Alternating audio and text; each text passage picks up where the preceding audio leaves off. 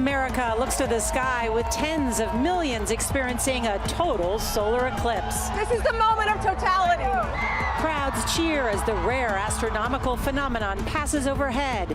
We're along the path of totality with the sights. There's the diamond ring, sounds. It was just mind-blowing. And science. That is amazing. It is absolutely unbelievable. There's nothing like it. The CBS Evening News starts now.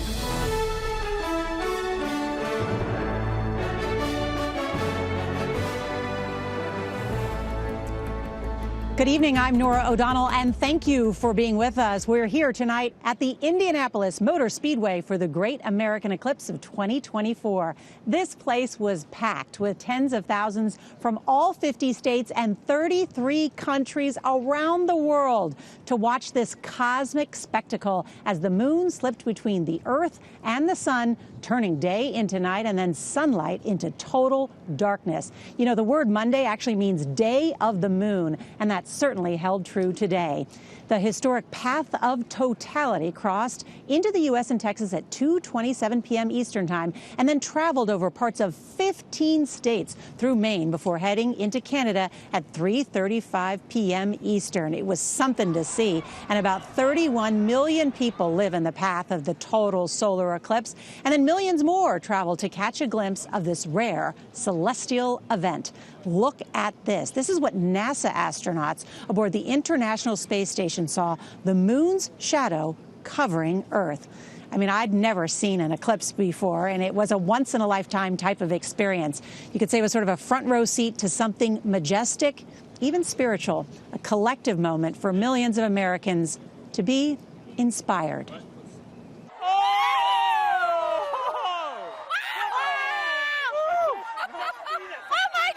Awe in the afternoon.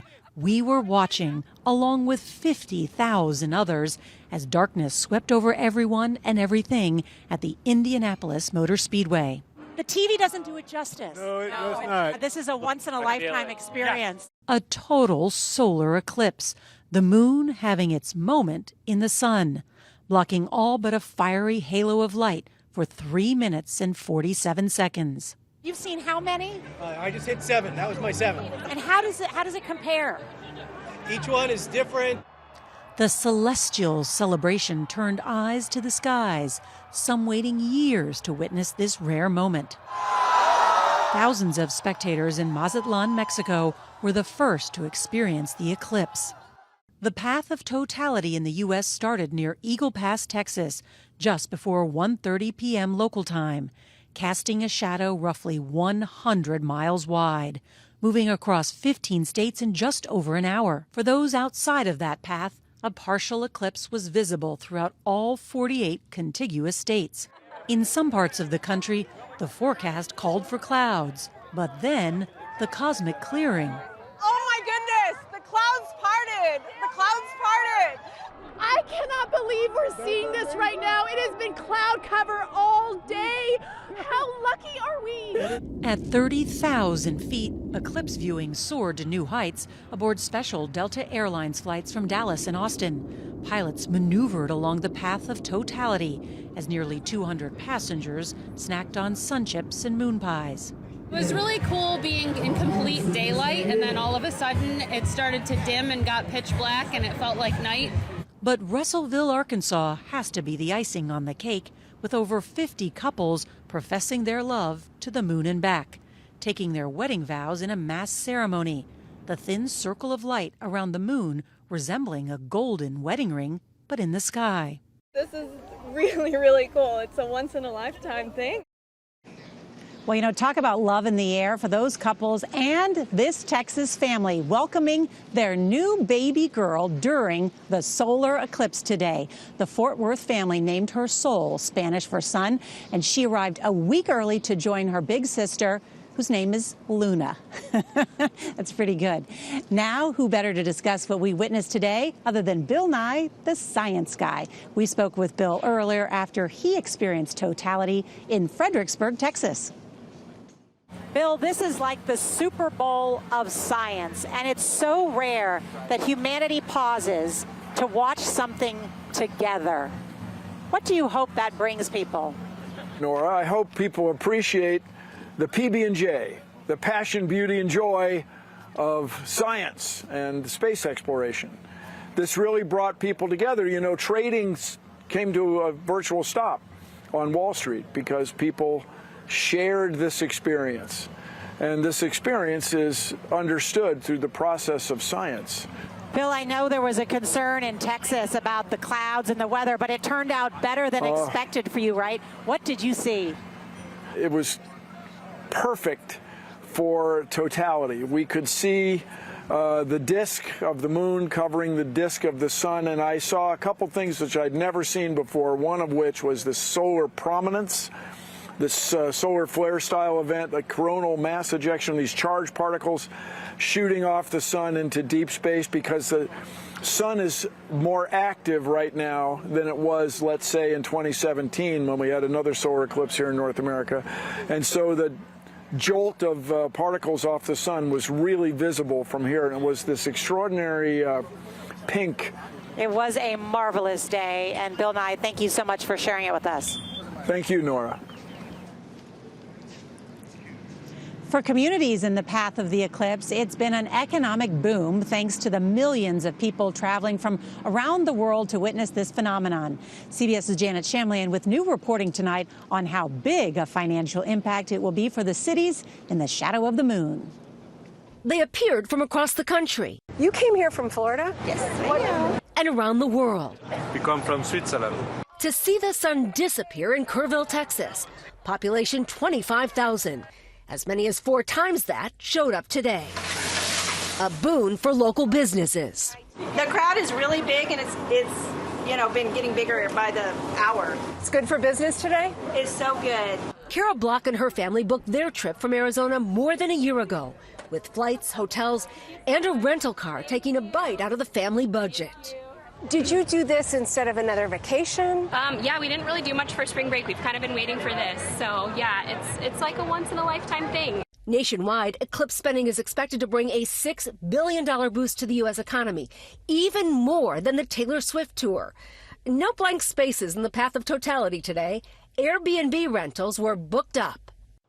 In Fredericksburg, Texas, businesses were doing everything under the sun to cash in on the eclipse, from special wines right there to a local glassmaker's eclipse-inspired paperweights, all leading to the big moment at 1:32 p.m. Despite the threat of cloud cover, the skies parted, leaving those here walking on sunshine. Well, what did you think? Amazing. Awesome. That was one of the coolest things I've ever seen. Once in a lifetime experience for sure. Yeah. What made it memorable here is that it was unexpected. You know, the forecast for Kerrville was not good, but the skies parted and we had just that moment that we needed, especially rewarding for people who traveled so far. Nora? Janet, it was so exciting to watch the excitement where you were. Thank you. Now to the 2024 presidential campaign, where abortion rights is taking center stage. When Donald Trump was president, he nominated the justices that would overturn Roe versus Wade. Since then, 21 states have moved to restrict or ban the procedure. But many Republicans want to go further, with a federal ban passed by Congress. CBS's Weijia Jiang reports that Trump today tried to clarify his position, angering his conservative base. Former President Donald Trump suggested today that the federal government should stay out of the abortion rights debate. My view is now that we have abortion where everybody wanted it from a legal standpoint, the states will determine by vote or legislation or perhaps both, and whatever they decide must be the law of the land, in this case, the law of the state. The remarks followed months of mixed signals from the former president, owning his part in overturning Roe v. Wade just as he did today. Since I was proudly the person responsible, but refusing to commit to a national abortion ban, even while suggesting in the past he would support one. When you heard his remarks, were you surprised at all? I was surprised and disappointed. Marjorie Dannenfelser, the president of Susan B. Anthony Pro-Life America, spoke to Trump on the phone this morning and thinks the door to a federal ban remains open. But I actually do think that he will get there. I really believe that, because I believe that there was something that compelled him to stand strong and defend fearlessly every single Supreme Court justice that he put up. He never gave up on any of them. I don't think he'll give up on this. President Biden, who was in Wisconsin today unveiling a new plan to forgive student loan debt for millions, agreed with her. If MAGA Republicans put a federal ban on his desk, he'd sign it. His campaign promptly released a new ad featuring a Texas woman who says she nearly died twice, unable to get the abortion she needed following a miscarriage. The blanket that she was in. And blaming Trump for enabling state-level bans on abortion, passed since Roe was overturned. Voters in Florida, Maryland, and New York will vote on abortion-related measures in November, and several other states, including key battlegrounds, Arizona and Nevada, are considering adding measures to their ballots. Democrats hope the issue will give them an edge at the polls. Nora? Rita Jang at the White House, thank you. There's some breaking news out of Las Vegas. 3 people are dead, including the gunman, after a shooting inside a 5th-floor law office. CBS News has learned that one of the victims was a prominent trial attorney. CBS's Elise Preston has the latest developments. Suspect is barricaded. Right now, we have 1 victim shot. Police say it was just after 10 a.m. in this busy 6th-floor office building when shots rang out in attorney Dennis Prince's law office. All of a sudden, I heard some screams and yelling coming from out in the hallway. I immediately just texted my husband, told him I loved him. Terrified workers hunkered down in their offices for hours, waiting for police to come help. We're going door by door and making sure that everybody in there is okay and evacuating them. A close friend of Dennis Prince and his wife tells CBS News they were among those killed. The well-known attorney was representing his wife Ashley in a deposition against her ex-husband when the ex's father, attorney Joe Houston, allegedly shot them before turning the gun on himself. We believe the suspect is deceased and there is no further threat to the community. Tonight, Las Vegas police are left wondering why the gunman pulled the trigger and how the community will heal. It's pretty crazy to think that, it can really happen anywhere to anyone. Now, the couple leaves behind 4 children, including an infant they just had a few months ago. Nora? Elise Preston, thank you very much.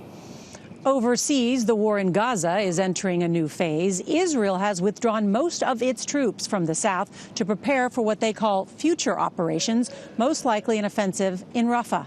CBS's Holly Williams reports this brief pause in the ground operation has revealed the ravages of the past 6 months. With most Israeli forces now gone from the southern Gaza Strip, a CBS News team was there today as thousands of Palestinians moved around freely for the first time in months. In the city of Han Yunis, they found destruction on a colossal scale. Some went looking for their homes and instead picked through rubble for their belongings. I couldn't find my bed or my clothes, said Malak Mahmoud. I lost my books. Israel's military says it now has just 1 division inside the Gaza Strip. The other division that was there moved out over the weekend. The remaining troops are positioned along Gaza's border with Israel and to the north, where the Israelis have built a new road cutting across the Gaza Strip from east to west, thought to be part of Israel's planning for after the war. Israel's military says the troops who've pulled out are recuperating.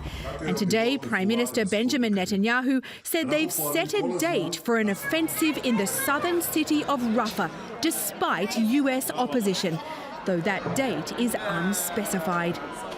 It comes just days after President Biden told Netanyahu in a phone call that the humanitarian situation in Gaza was, quote, unacceptable. Israel says today over 400 aid trucks made it into Gaza, the most since the beginning of the war.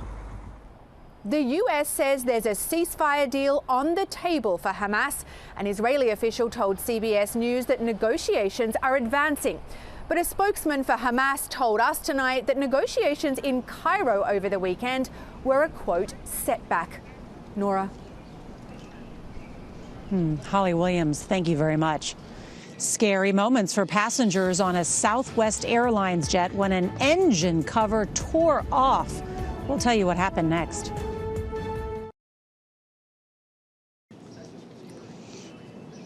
An FAA investigation is underway tonight after a frightening incident on a Southwest plane.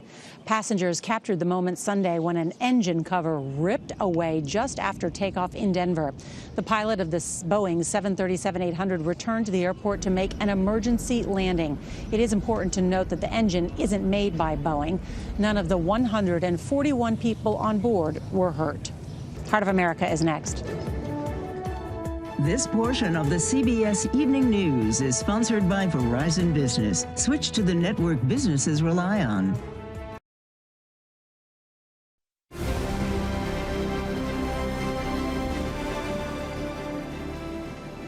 Finally, tonight's Heart of America. The only thing more awe-inspiring than watching the total solar eclipse is watching it through the eyes of school kids. That is so cool. Oh! The astronomy class from Eminence High School weren't just observers of the eclipse. I would say before I was in this class, I didn't know how rare seeing an eclipse was. They were helping NASA, using a special telescope to collect data of the sun's corona. I think it's really nice to just see everyone collaborating on one project. Students from Texas. The eclipse is going to close today.